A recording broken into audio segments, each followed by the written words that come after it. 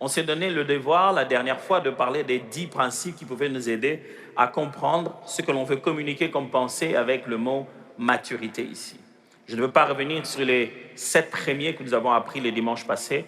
On a fini le dimanche passé en citant le 8e principe. Ce matin, donc, je vais commencer par ce 8e, finir le 10 jusqu'au 10e, et alors après aborder la question de comment devenir mature. Désolé. La maturité s'exprime par l'indépendance, la discipline routinière et la maîtrise de soi. Lorsque l'on parle d'être mûr, d'être mature, d'avoir grandi, il existe des indicateurs très simples, il n'y a pas que ça, mais ces 3 indicateurs sont si forts et vous permettent très facilement de reconnaître une personne mûre ou une personne mature.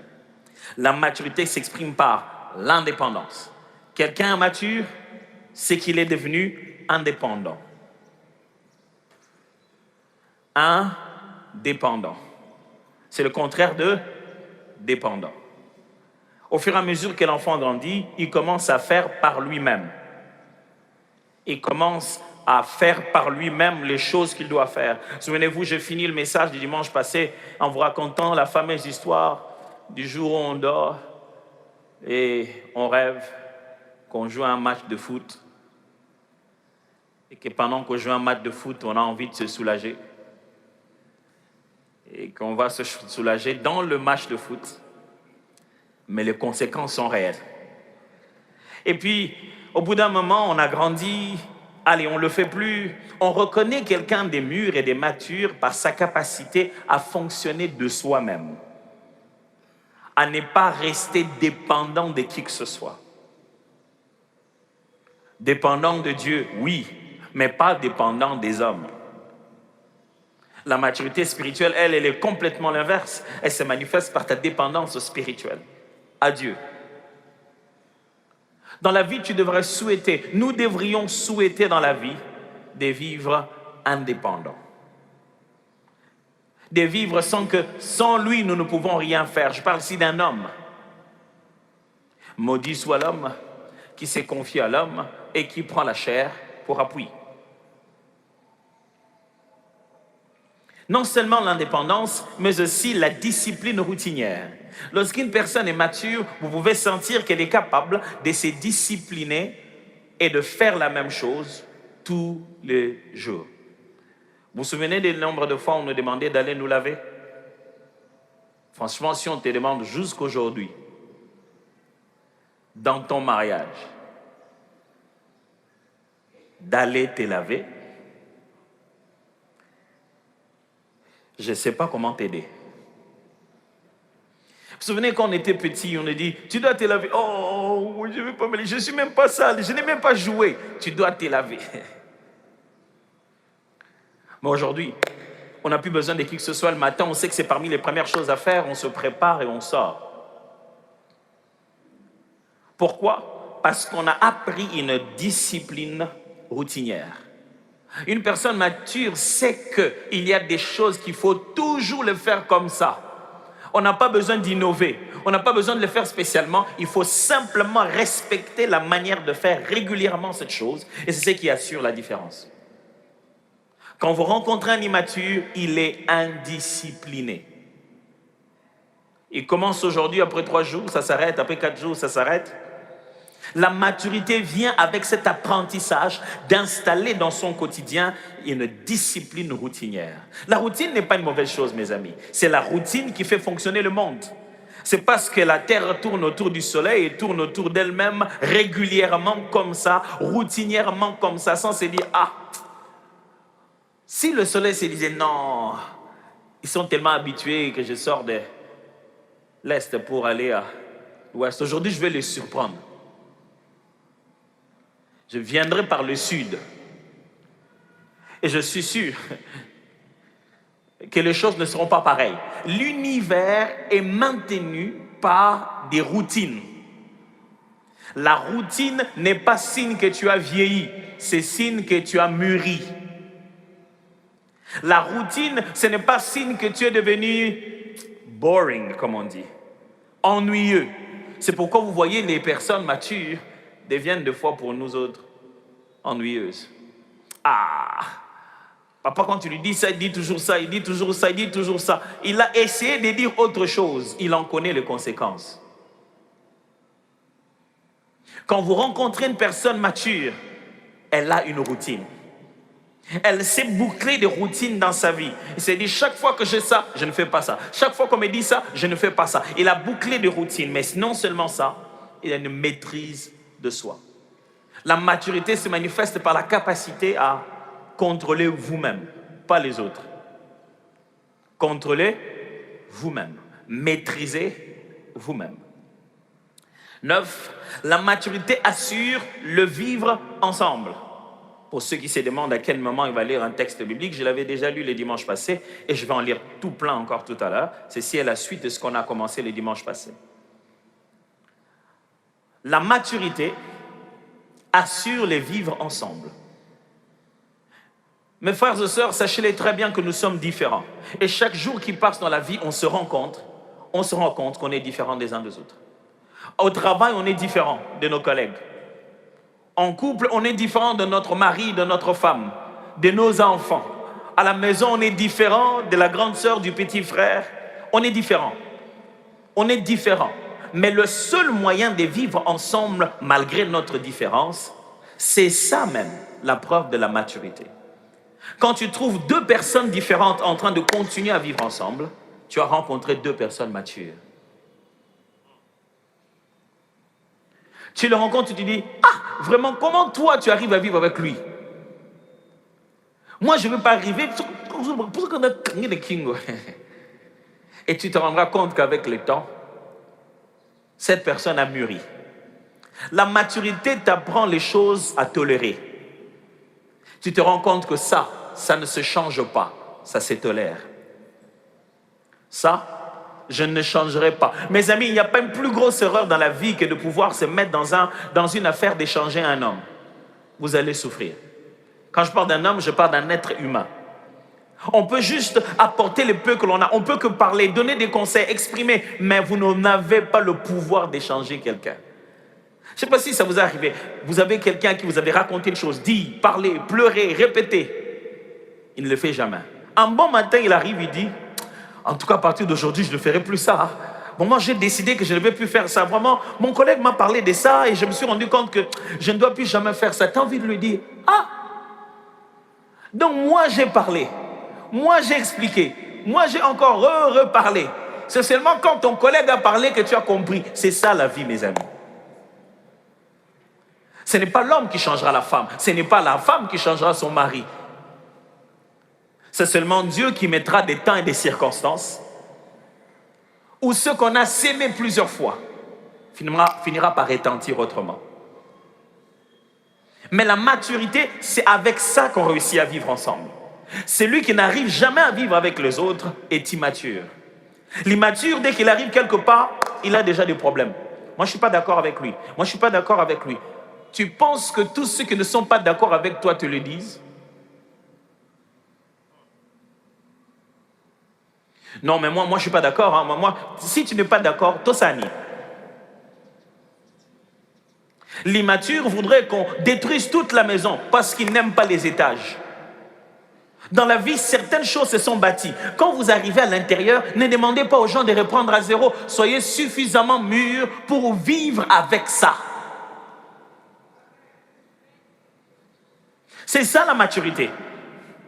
Ce n'est pas tout ce que je veux, ce n'est pas tout ce que j'aime, ce n'est pas moi, c'est lui, c'est elle, c'est autre chose. La différence, c'est tout ce que vous n'êtes pas, tout ce qui vous énerve, tout ce qui arrive ici, vous avez envie de dire « Oh, ça m'énerve !» Oui, ce n'est pas vous. Si vous ne saviez pas, les autres ont exactement la même chose. Dès qu'ils vous voient, ils se disent « Oh, il m'énerve !» Si parce qu'on s'énerve dans la vie, on commence à s'étirer, on ne vivra pas ensemble. La maturité dit ceci, la position dans laquelle je suis, un jour, une autre personne y sera. La maturité dit ceci, la position dans laquelle vous êtes, un jour, j'y serai aussi. Jésus résume ça comme ceci, ne faites pas aux autres ce que vous ne voulez pas qu'on vous fasse. C'est-à-dire, à un moment donné, sache que tu te retrouveras dans la même situation, dans la même position. Avant que tu n'y arrives, pose-toi la question, comment je voudrais qu'on me traite? Et pour ça, traite les autres comme ça. Ne va pas demander qu'on te traite comme ça. Toi, traite les autres comme ça. Alors, à ton tour, on te traitera de cette manière. Si tu traites les autres impoliment, on te traitera impoliment à un moment où tu t'attends le moins.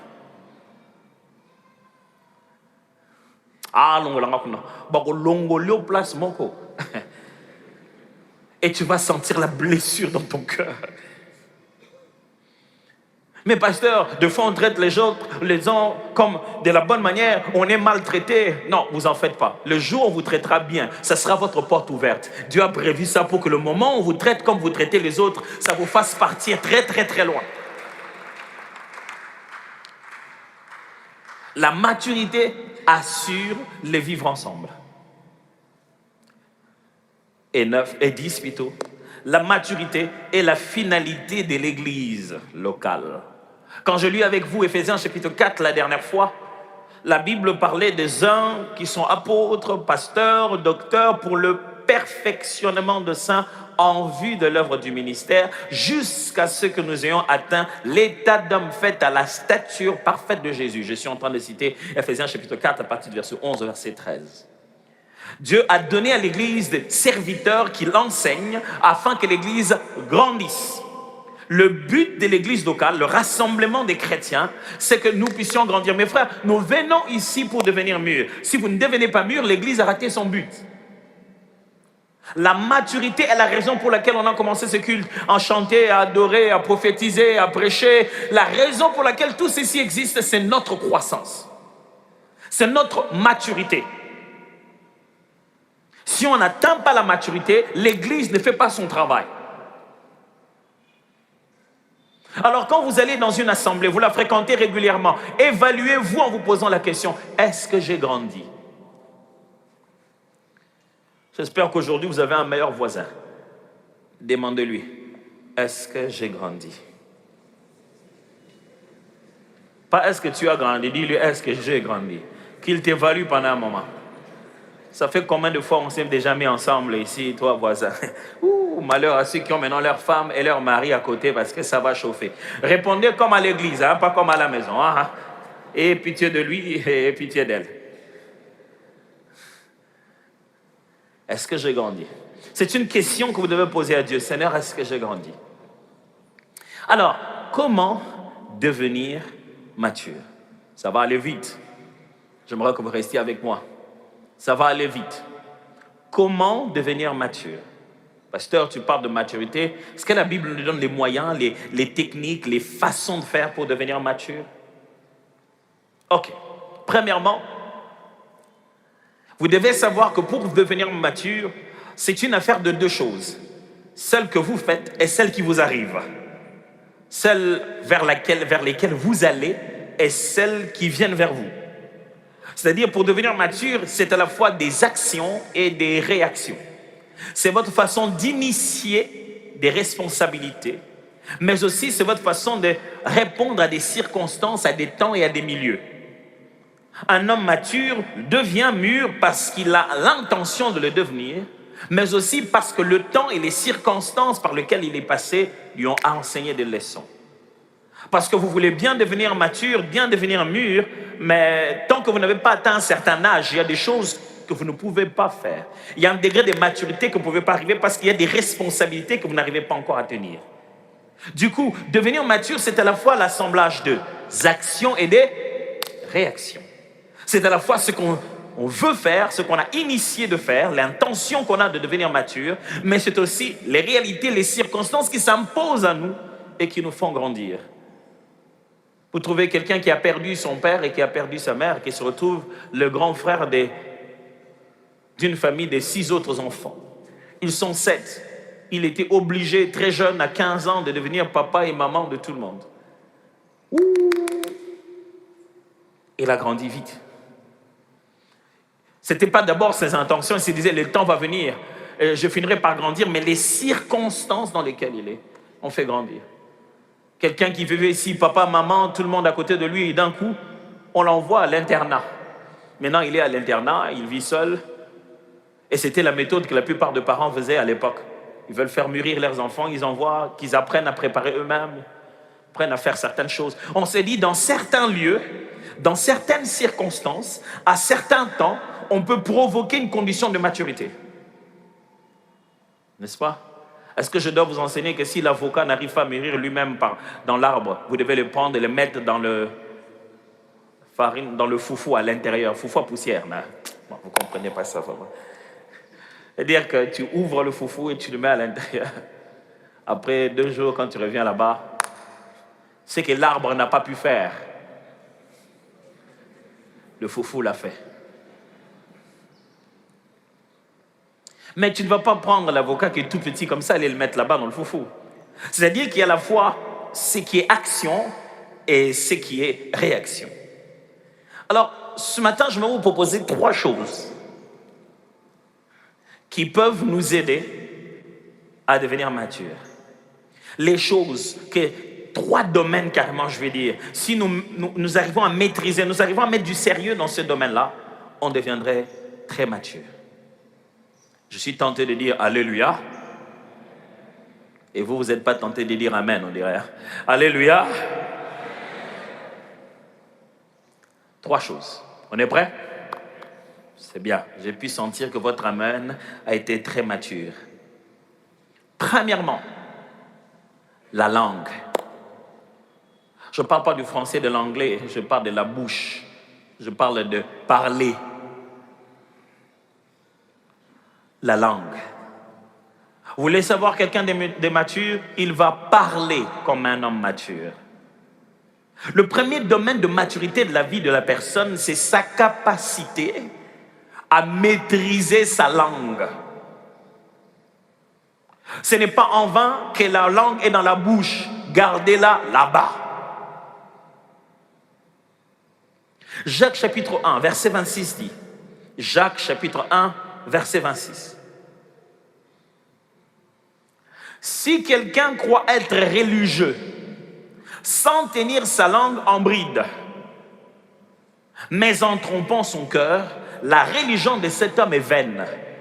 Les mots religieux là-bas veulent simplement dire c'est lui qui sait pratiquer les rituels.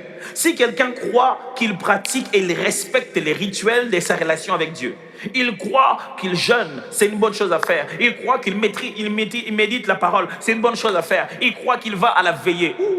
Dans notre pays, les gens sont spécialistes en matière de pratiquer la religion.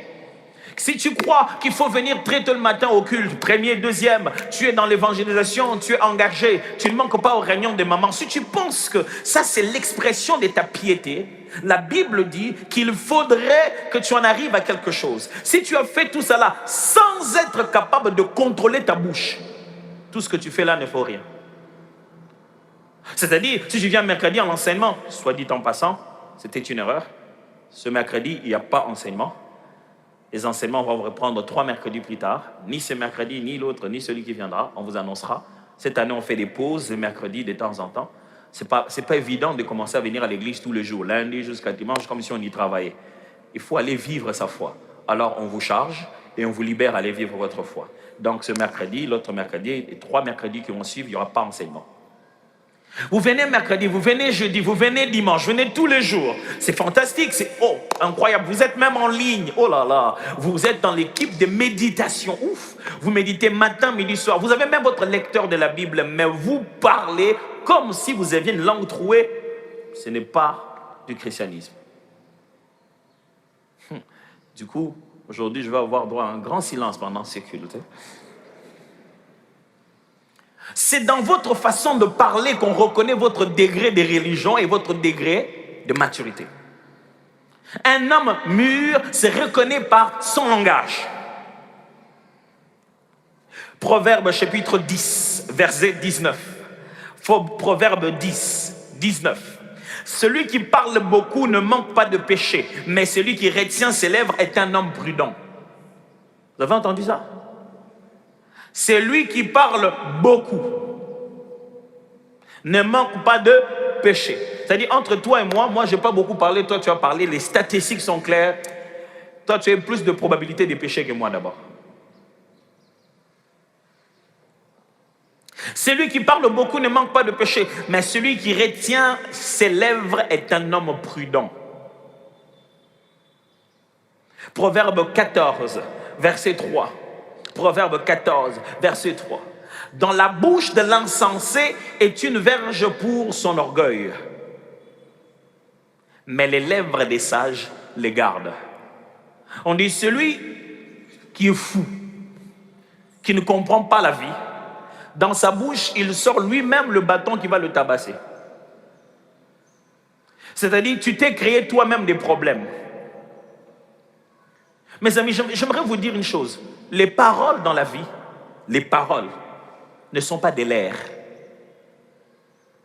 Les paroles ne sont pas des l'air. Les paroles sont un acte de la pensée. Je répète, les paroles sont déjà un acte de la pensée. Lorsque tu as parlé, tu as déjà agi, tu as déjà rendu ta pensée vivante. Non, moi je pensais seulement à haute voix. Pourquoi Dieu a fait ça pour que ça reste dans ta tête? Bon, on appelle en 2000, on appelle, il peut moi c'est yaya on peut quand il le azalaka bon babilambaka bon à lata. Oh, je me disais aussi, la femme du grand frère, elle s'habille toujours comme ça, vraiment jusqu'à aujourd'hui. Mais pourquoi tu as dit ça? Non, mais je pensais seulement à haute voix. Je vais te dire ce que je pense à haute voix. Non, je ne vais pas le dire. Mes amis, c'est dans nos paroles qu'on reconnaît notre maturité. Si tu te mets à parler à tout moment, la Bible dit, quand tu ne contrôles pas ta bouche, tu crées les choses qui vont te punir. Un jour, tu te diras, oh, moi aussi, vraiment, tout ça, c'est parce que, qu'est-ce qui m'a poussé à parler? Moi aussi, je me pose la question, qu'est-ce qui te pousse à parler? Pasteur, moi, je suis comme ça, je suis sans frein. C'est pourquoi Jésus t'a sauvé. C'est pourquoi il t'a rempli du Saint-Esprit. Pour que tu ne sois pas comme ça, que tu deviennes comme lui. Qui était capable de se taire pendant qu'il savait qu'il a raison. Un homme mature sait se taire.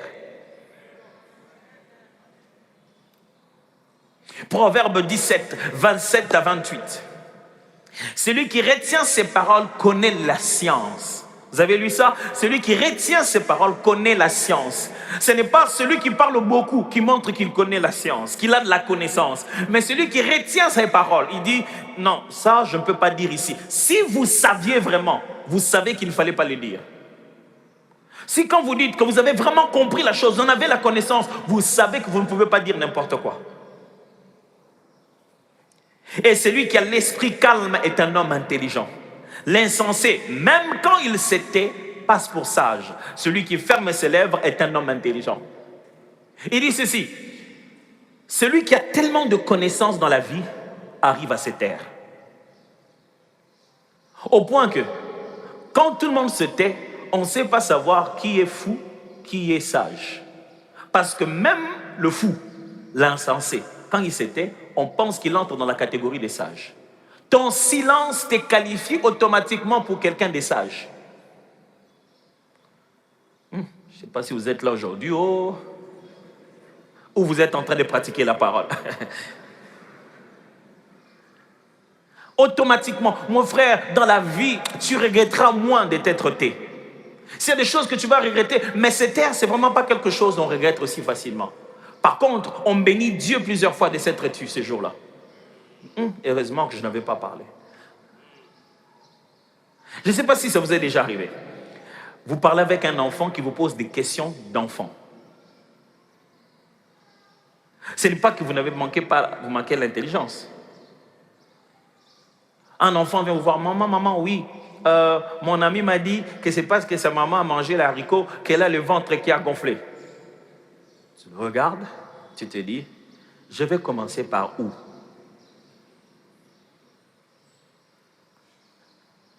Et tu te dis, non, ce n'est pas ça, c'est beaucoup plus complexe que ça. Mais c'est comment? Tu te dis, bon, est-ce que je dois vraiment lui dire? Je dis non, tu vas grandir, tu finiras par savoir. Bientôt, la maman c'est un bébé qui a dans son ventre. Maman, le bébé, il est entré comment? Hey. Va jouer. Mais est-ce que tu ne sais pas ce que tu dois lui dire? Mais tu te rends simplement compte que mon savoir ou les choses que j'ai et ce qu'il a, je dois me taire maintenant. Il y a des choses qui ne doivent pas apprendre ça comme ça, ni à cet âge-là. Un homme mature, une femme mature, c'est se taire. Ils vont me sentir, ils ont trop parlé, ils vont sentir à quel point immature tu es. Et en plus, tu fais tout ça au nom de Jésus. Vraiment.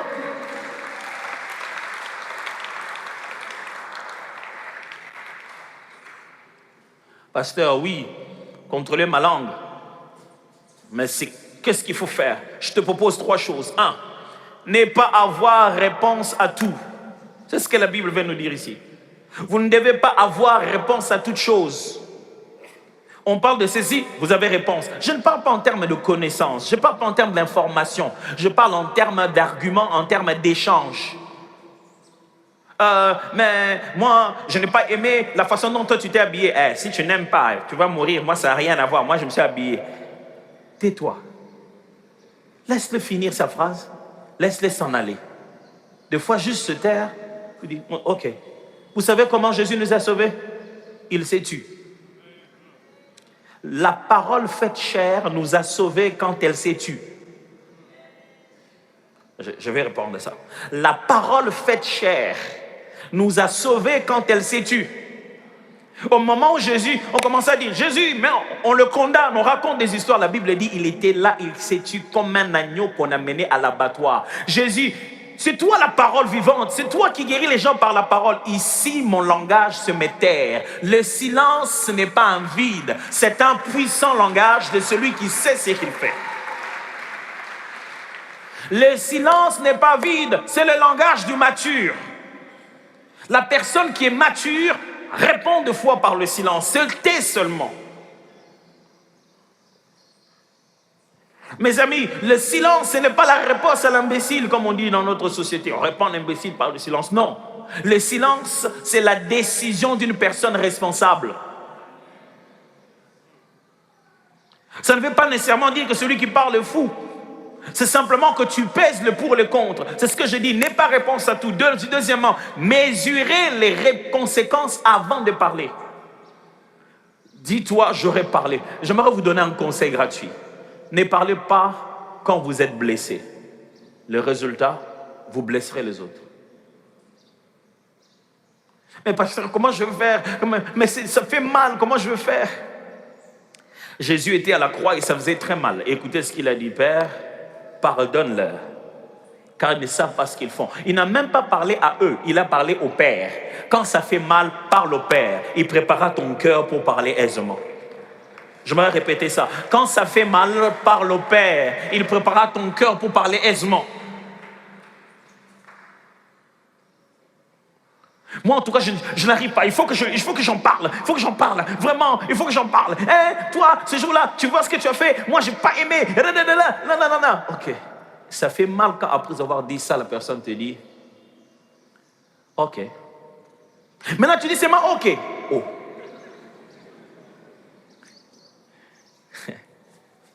J'aimerais dire ça aux hommes. N'utilisez pas le silence comme une punition. Parce que nous, les hommes, on est spécial en ça. La femme parle là. Bon. Naokio, j'ai compris. Quelle est la partie que tu as compris?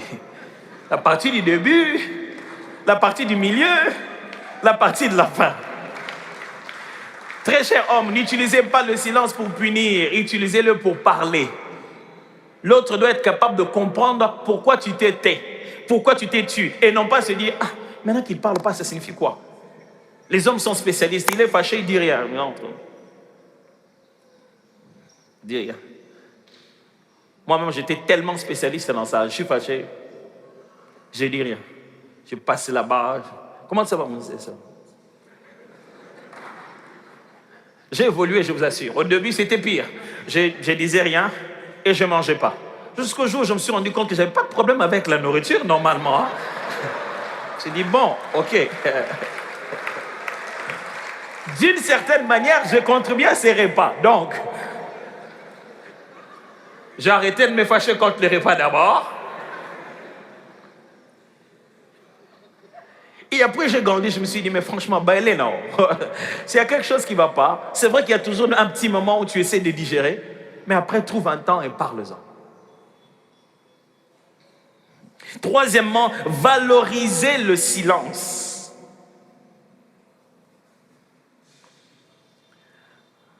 Contrôler sa langue veut dire ne pas avoir réponse à tout. Ça veut dire mesurer les conséquences avant de parler. Ça veut dire valoriser le silence. Le silence a de la valeur, mes amis. Le silence a de la valeur. Ouh! J'avais beaucoup aimé le jour où je regardais ce professeur en train d'utiliser ces mots très difficiles. Ultra-crépidarianisme, c'est ça. Ultra-crépidarianisme. Il dit aux cordonniers, les chaussures et les vaches seront bien gardées. C'est-à-dire l'ultra-crépidarianisme, ce comportement et cette attitude qui consiste à commenter sur des choses qu'on ne connaît pas, à commenter fortement sur le domaine pour lequel on n'a aucune expérience. Franchement, c'est parce que ce mot-là est difficile. Sinon, on devait l'utiliser tous les jours dans ces pays. Les gens sont spécialistes de tout. Des choses qu'ils ne connaissent pas. Non, mais vous savez, ces choses-là, tu as appris ça où? Bon, mais est-ce que ça demande d'apprendre? Si ça ne demande pas d'apprendre, j'aurais dû savoir. Mes amis, j'aimerais vous demander une chose, de très facile. Je sais que ce n'est pas facile. Parce que toute notre vie, depuis les bas âges, on nous a appris à parler. J'aimerais vous demander, si on vous dit, qu'est-ce que tu fais? Dites, le pasteur nous a demandé. S'il vous plaît, taisez-vous. Au bon moment. Au bon endroit, stratégiquement, parce que vous voulez prouver votre maturité. Taisez-vous si vous ne connaissez pas. Parlez humblement si ce n'est pas votre domaine. Proposez, n'imposez pas. Constatez, ne jugez pas. Parce que ce sont des choses que vous ne connaissez pas. Un homme immature juge tout le monde. Ah, lui aussi, il n'a pas bien chanté. Hein. À peine qu'on parle de chanter. Lui aussi n'a pas chanté. Il fait des hors gamme. Si tu savais que veut dire hors gamme, tu n'allais même pas dire ça. Tu n'allais même pas dire ça. Cette notion-là de... il a dégamé. Tu n'allais pas dire ça. Oh, il chante avec des demi-tons. Si tu connaissais la musique, tu allais te taire. C'est la preuve même que tu ne connais pas la musique. Non, mais moi, franchement, les conditions économiques de ce pays, on devait quand même... Le dollar, il monte, il baisse. Si tu savais qu'est-ce qui fait que le dollar monte et baisse, tu n'allais pas dire ça. Les dollars ne montent et baissent pas juste ici, là, à commerce. Hein. C'est un système beaucoup plus complexe que ça. Un homme mature ne s'aimait pas devenir professionnel de la vie des autres.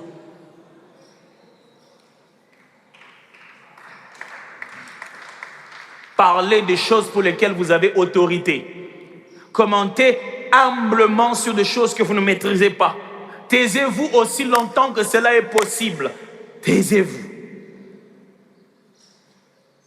Le Congolais parle tellement que même le klaxon de la voiture est parmi les choses qu'on vend très facilement dans notre pays.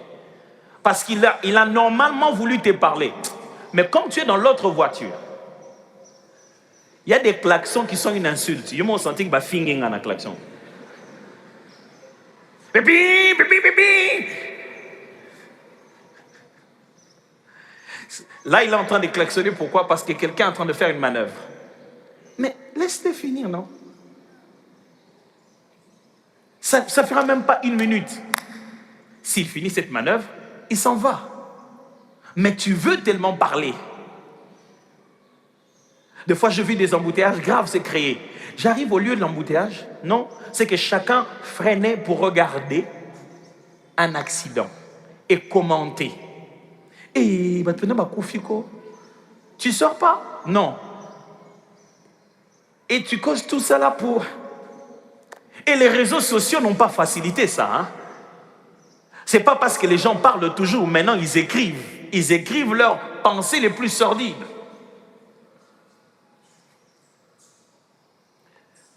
Il n'y a pas que la langue, il y a aussi l'humilité. Si vous voulez devenir mature, maîtrisez votre langue, mais si vous voulez aussi devenir mature, devenez humble. La maturité est le chemin obligé, l'humilité est le chemin obligé de la maturité. Qu'est-ce que c'est que l'humilité ici, mes amis? L'humilité est faite d'un cœur repentant, d'une vision valorisante des autres et d'une bonne conscience de ses limites personnelles. Quand on dit humilité, vous trouverez toujours ces trois choses. Premièrement, un cœur repentant. Deuxièmement, une vision valorisante des autres. Troisièmement, ses limites personnelles, la connaissance de ses limites personnelles. Un homme humble est mûr, il est mature. Un homme humble, c'est celui qui sait se repentir, reconnaître que c'était une erreur. Un homme mature n'appelle jamais les chats par son nom. Je dis, un homme immature, devrais-je dire, n'appelle jamais les chats par son nom. Celui qui ne sait pas regarder ses erreurs en face, les commettra encore. Je répète, celui qui ne sait pas regarder ses erreurs en face, les commettra encore. Parce que tu n'en connais pas le visage. Le jour où ça reprend, tu ne sais même pas que tu es en train de reprendre la même bêtise. La raison pour laquelle les gens ont du mal à se repentir, c'est parce qu'ils ne regardent pas leur erreur en face.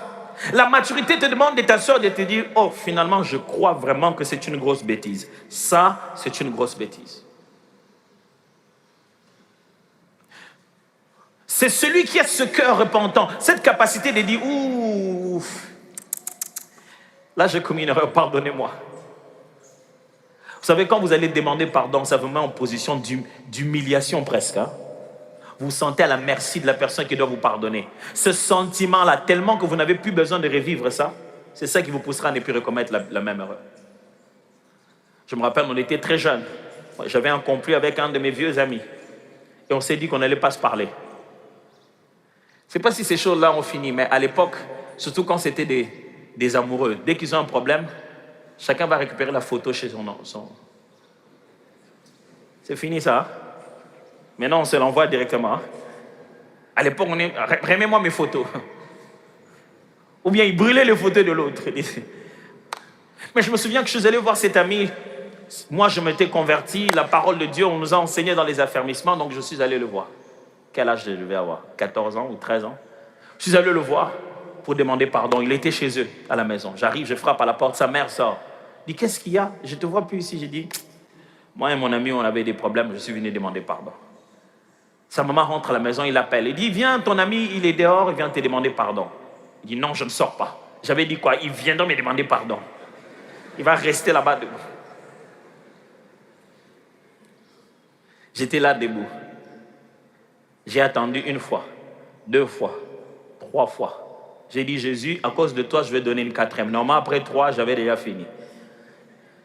Et j'étais là en train de me dire, Jésus, tout ça c'est toi, regarde, regarde. Je n'ai même pas tort, mais tout ça c'est toi. Et je suis resté, j'étais étonné de rester malgré tout ce temps. Il est sorti. Il m'a dit, qu'est-ce que tu veux? J'ai dit, je voulais vraiment te demander pardon. Maintenant tu as vu tes erreurs.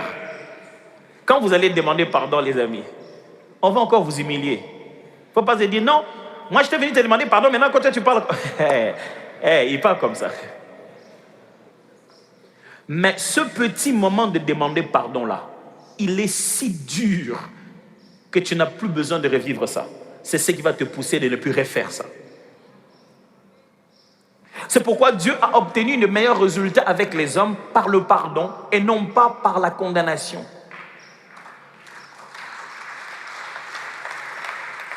Philippiens chapitre 2, versets 3 à 4 dit, « Ne faites rien par esprit de parti ou par vaine gloire, mais que l'humilité vous fasse regarder les autres comme étant au-dessus de vous-même. Que chacun de vous, au lieu de considérer ses propres intérêts, considère aussi ceux des autres. » L'humilité, c'est aussi regarder les autres comme étant au-dessus de vous-même.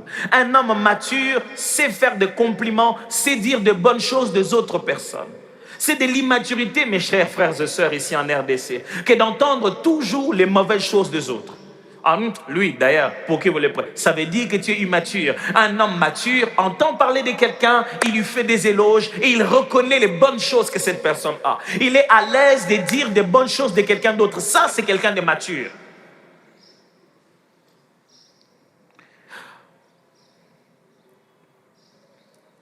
En Pierre chapitre 2, verset 5.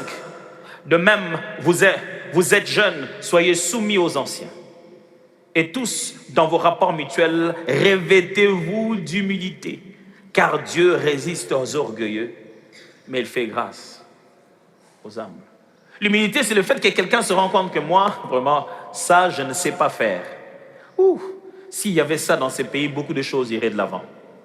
Vous voyez que quelqu'un est en train de tâtonner, il ne sait pas faire. Au lieu de s'arrêter et dire, est-ce que toi tu sais faire ça? Oui, est-ce que tu peux me montrer? La plupart des fois, on échoue parce qu'on essaie de cacher une ignorance et une faiblesse. Au lieu juste de dire, écoute, ça moi je ne sais pas. Est-ce que tu peux m'apprendre? Le jour où j'ai appris ça dans la vie, je suis devenu intelligent. La capacité de s'arrêter seulement dire, on fait ça comment? Il me montre, comme ça, oh non, oui, comme ça, oui. Demain il vient, il voit que je sais le faire, c'est tout. Ça demande que quelques minutes d'apprendre. Et c'est ça qui montrera que tu es un homme humble. Un homme humble, c'est emprunter de l'intelligence des autres.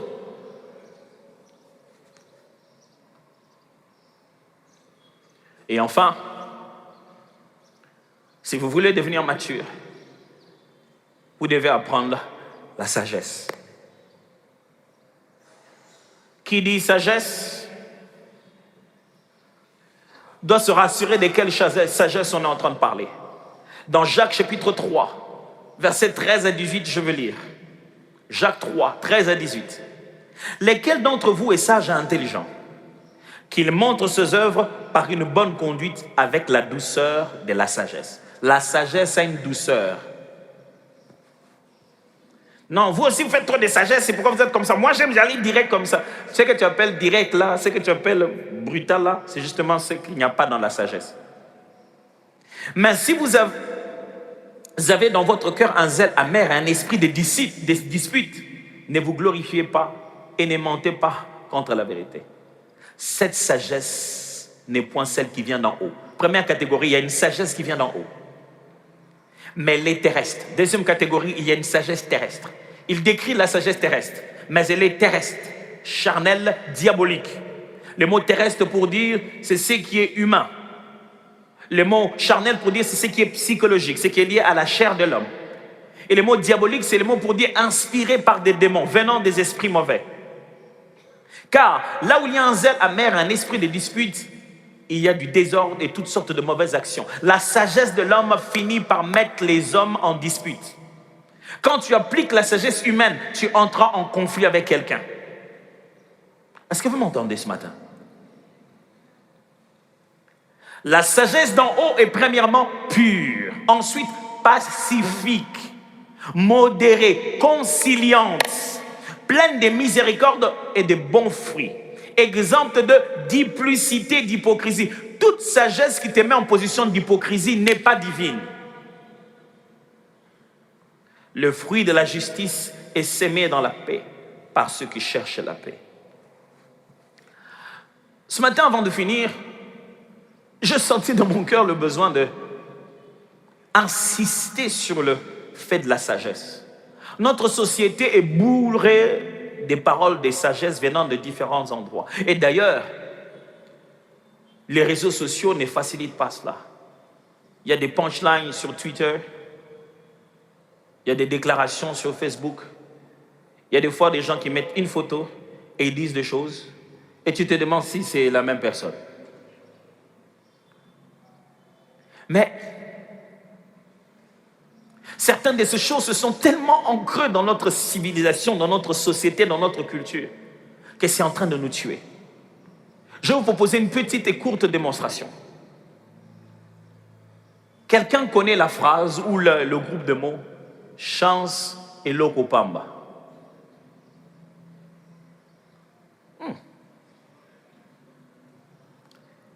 Veuillez le manifester. Chance et lokopamba. Traduit en lingala, on aime dire que la chance, c'est rien, quoi, ça arrive n'importe quand. Je vais vous montrer les phrases et les idées qui sont dans chance et lokopamba et comment c'est une sagesse terrestre, charnel, et puis en fin de compte, comme la Bible l'appelle, diabolique. Il n'y a rien de mauvais dans cette idée. L'idée fondamentale, c'est pour dire que la vie est faite des occasions uniques. Ça peut nous arriver qu'une seule fois. Mais regardez comment ça détruit le Congolais. Chance et lokopamba. Ça veut dire on peut gagner beaucoup dans une seule occasion. Ramasser le bonheur par un coup de tête. Juste sur un coup de tête. On peut gagner beaucoup dans une seule occasion. Ramasser le bonheur sur un coup de tête.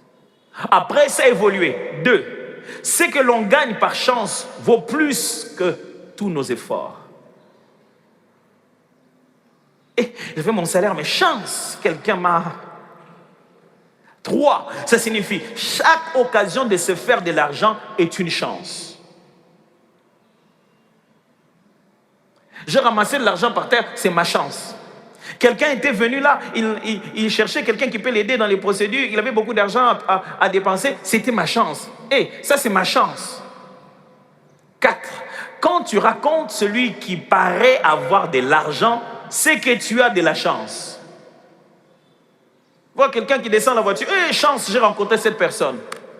Pourquoi? Chance, c'est le repas. Tu rencontres quelqu'un qui est bien habillé, chance, je l'ai rencontré.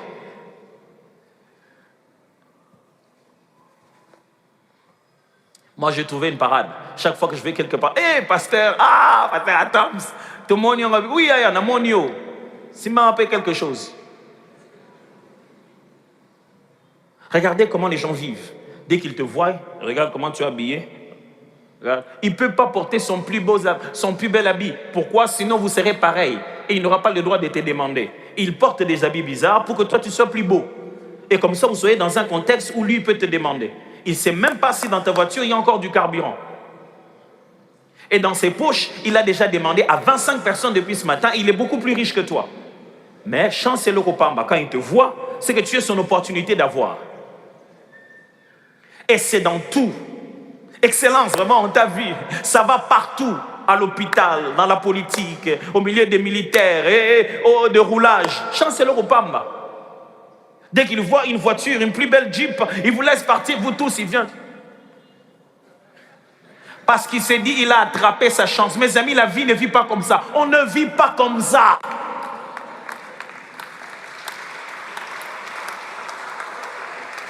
Cinq. Chancellor Kopamba se met à dire maintenant, n'aie pas honte de demander, sinon ta chance peut s'envoler. On a donné un autre terme à ça, matolo, qui vient de l'hébreu, non pas de l'hébreu. C'est-à-dire que le Congolais maintenant se dit, quand tu as l'opportunité de quelqu'un que tu sens qu'il est une bonne opportunité, ne va pas derrière et regretter de lui avoir pas demandé. Demande-lui, tu ne perds rien. Qui nous a dit ça? Qui vous a dit que les autres n'ont pas de problème? 6. Être courageux, c'est demander sans honte. On nous a encouragés. Tu es courageux parce que tu as rencontré comme ça, Excellence, tout le monde était assis. C'est presque de l'impolitesse, mais tu te dis, vraiment, je me permets quand même, Excellence, je vais quand même demander parce qu'on ne sait jamais, peut-être que quand vous partez ici, vous n'allez plus revenir. C'est celui qui demande sans honte qui est courageux. C'est-à-dire que tu démarres ta voiture, tu quittes le parking, quelqu'un te fait ses mains comme ça. Et puis d'autres viennent vers la voiture. Oh, pasteur, je descends à l'aéroport, les gens viennent me voir, oh, pasteur, vraiment, ils sont bandés, on est au Tikala Kiawa. Non, non, c'est une place dans Kenda, ma pierre mot.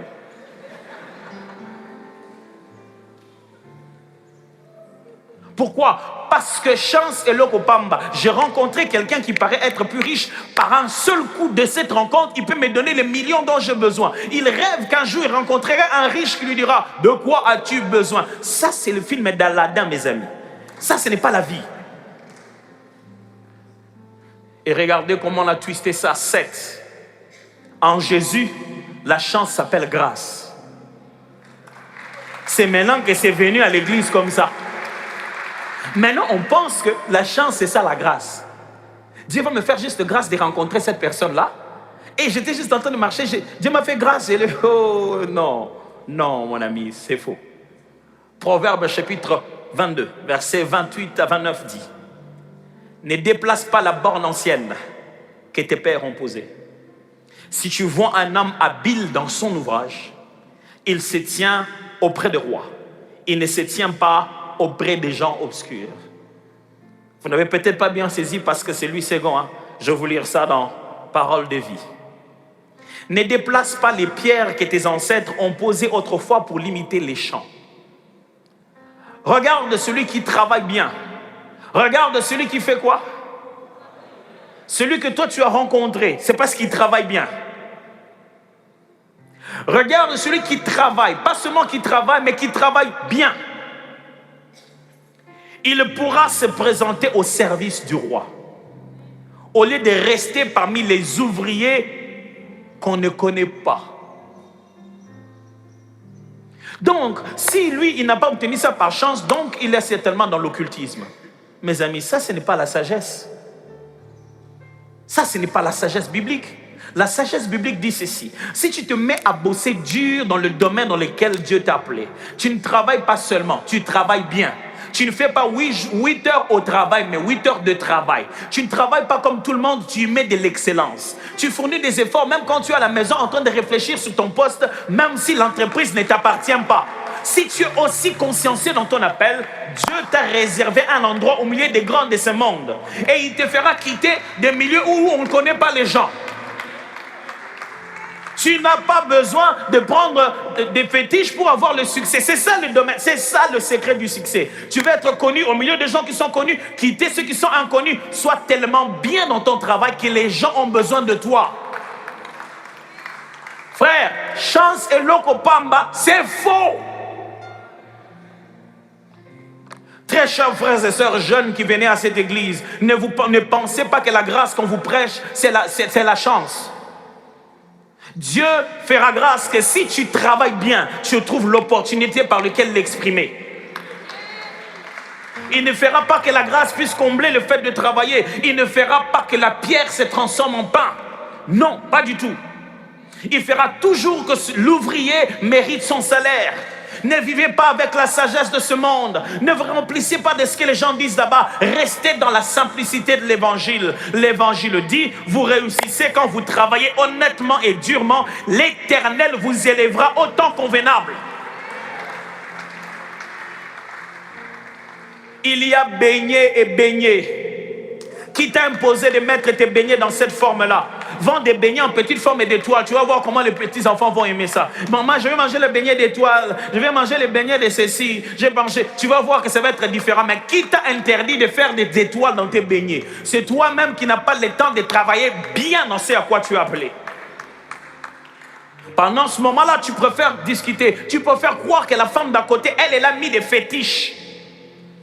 Pourquoi les gens viennent tout le temps comme ça? C'est propre, c'est beau, c'est très bien fait. Et il y a un endroit, chaque fois avant de commencer, elle balaye. Toi, tu laisses la pluie d'hier rester là-bas et puis tu amènes juste les beignets parce que tes beignets, c'est bon.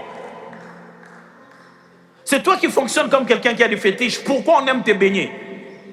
On aime ça parce que c'est bon, c'est propre, c'est bien endroit. Toi, tu enlèves toutes les raisons qui nous poussent de venir là-bas et tu crois qu'on va quand même venir par la grâce de Dieu? Non, tu réfléchis encore en chance et l'Okopamba. Non, chance et l'Okopamba n'existe pas. C'est plutôt quand la préparation rencontre l'opportunité, c'est là qu'il y a du succès. Ça n'existe pas cette affaire. Prépare-toi à la vie. Prépare-toi au moment que Dieu t'a demandé. La façon dont tu t'entraînes déterminera la manière dont tu vas te distinguer quand tu seras sur le terrain. On ne fait jamais entrer un joueur sans qu'on puisse l'échauffer. Parce que là-bas, le terrain, les choses ont déjà chauffé. Il court, il sautille, mais il est à l'extérieur. Mon frère court, sautille, reste à l'extérieur. Ton temps va arriver.